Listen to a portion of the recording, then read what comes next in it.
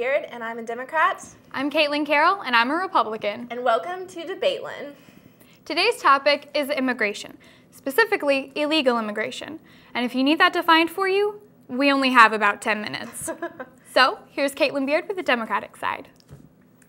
Although the United States may be a nation of immigrants, a hot-button topic right now is the issue of illegal immigration. According to ontheissues.org, the illegal alien population is growing by about 275,000 people each year. When considering the issue of illegal immigration, it's important to note that the two largest components of the debate are how many legal immigrants are allowed into the country and how to prevent illegal immigration in the first place. On the Democratic side, liberals tend to oppose limiting immigration. Democrats want to create an easy way for undocumented aliens to earn citizenship. By offering more English language and civic education classes, immigrants will become more functioning members of American society. In fact, according to her website, Hillary Clinton wrote the Access to Employment and English Acquisition Act to meet the growing demand for English language courses and other job skills. Democrats also argue that family reunification should be sped up and that immigrants who clear a background check should be allowed to be citizens. Democrats also hope to reduce the time it takes for citizenship applications to be reviewed and for citizenship to be granted. Currently, it takes about 2 years for these applications to be reviewed, and Democrats hope to lower that time frame down to about 3 months.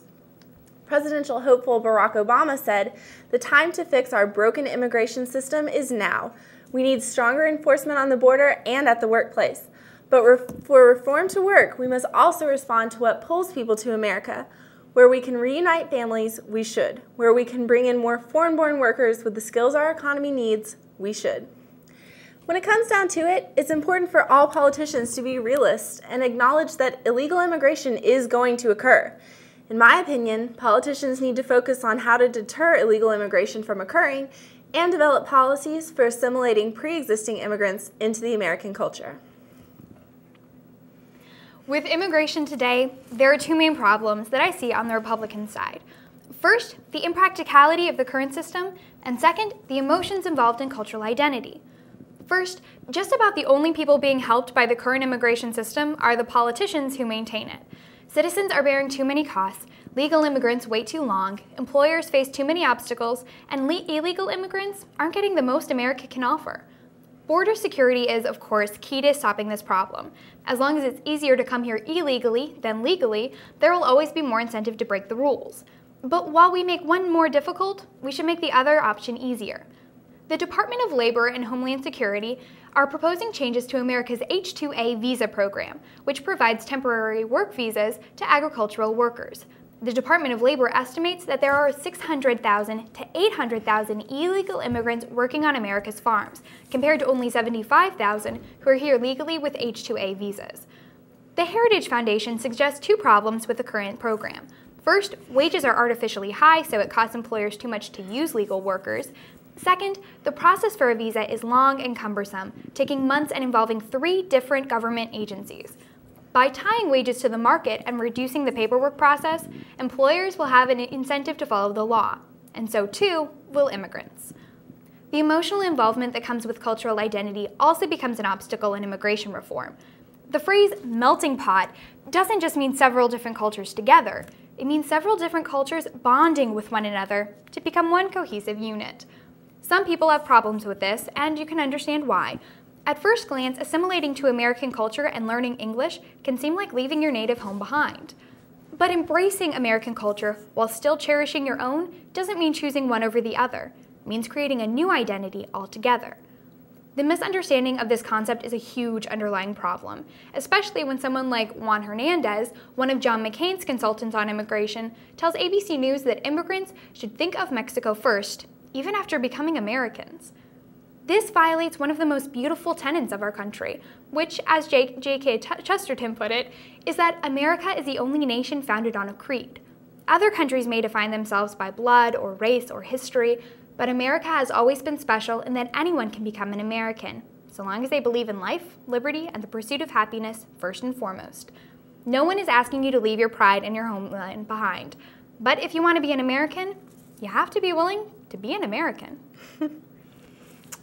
Excellent point, Caitlin. Thank you. Thank you.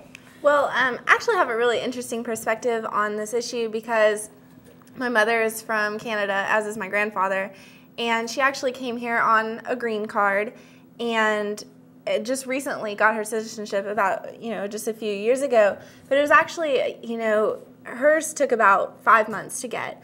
Mm-hmm. They had originally told her it would take about a year and a half, but, since she's Canadian, not very a dangerous country, and also she's been here so long, decades, so she got hers fairly quickly, but she still had to pay $465 for this, and I think that it's hard to imagine that families, illegal immigrants living below the poverty line would sacrifice that much money when they're just trying to keep their children fed, keep their house or their apartment.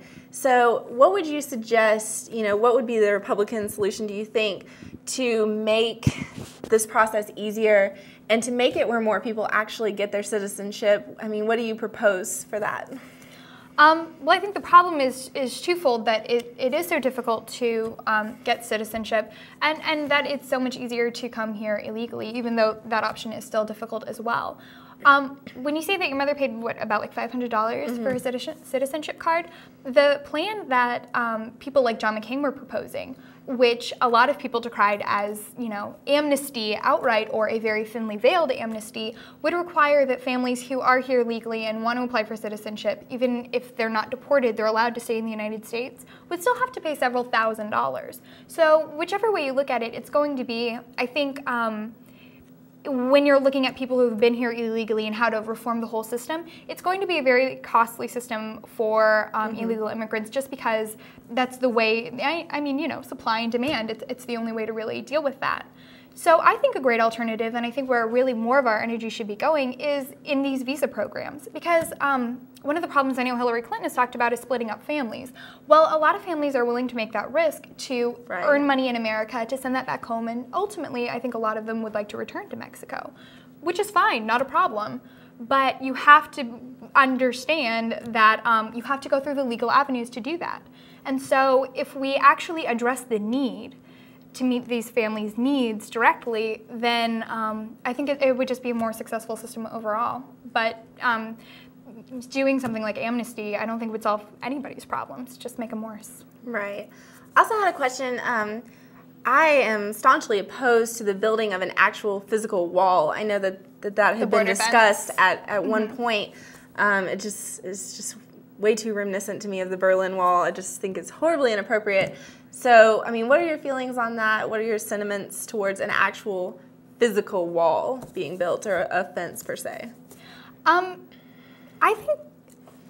I wonder about the practicality of doing something like that. Exactly. Just in terms of, if they can do it, more power to them, but I really don't know how. But I think, what else are you going to do? And one of the things about the wall is that it is significant just in what it represents. Right. And I wonder if that's not part of the problem, is we need physical barriers to our borders for national security's sake and for, maintaining and stabilizing our country and our economy. But if we also need to address sort of the perceptual problem as well. Yeah. So I know a lot of Republicans have criticized Democrats about amnesty, and I think that what do you have to say about that real quickly? Do you see these programs as amnesty? No, I really don't. I think that we need to do everything in our power to make it easier for people, make it cheaper for people, because it's just the reality. Like I said, politicians have to be realists. It's going to happen, and it's going to, people aren't going to sacrifice that much money to get citizenship when it comes down to it. So I think anything that we can do to make it easier is going to be the best thing. I feel like you just made my point for me, that people aren't going to sacrifice money unless we cut off the other alternatives. Exactly. To make the border. I don't know. Okay. Well, I'm Caitlin Carroll. And I'm Caitlin Beard. And this has been Debatlin. See you next week. Thanks for joining us.